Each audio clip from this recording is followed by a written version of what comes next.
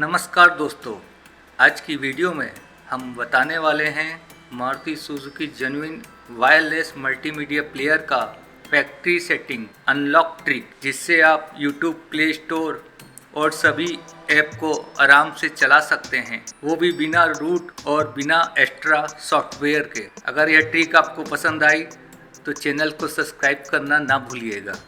बहुत सारे लोगों को दिक्कत होती है कि उनके प्लेयर में YouTube और प्ले स्टोर ओपन नहीं होता, तो बस आज की वीडियो एंड तक ज़रूर देखें, क्योंकि हम स्टेप बाय स्टेप बताने वाले हैं पूरा प्रोसेस को, जिससे कि सब एनेबल हो जाएंगे। सबसे पहले हमें सेटिंग को ओपन करना है, तो सेटिंग बटन में क्लिक करके उसे ओपन करें, फिर स्क्रॉल करके नीचे साइड आ जाइए। अब यहाँ पर आप फैक्ट्री क्लिक करके हमें पासवर्ड डालना है, जो कि 123654, फिर ओके बटन कर दीजिए।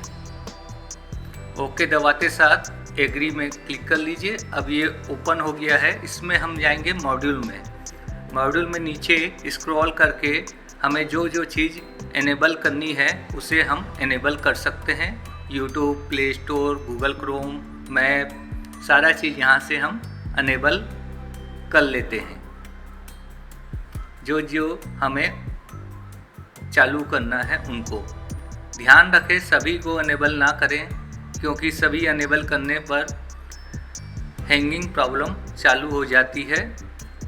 तो जिसका यूज़ करना है सिर्फ आप उन्हें ही एनेबल करें। फिर जो ऊपर सिंक्रोनाइज का बटन है उसे हमें दबाना है। दबाने के बाद फिर हमें बैक करके वापस रिटर्न स्क्रीन में आ जाना है। फिर से हमें एक बार और बैक दबाना है।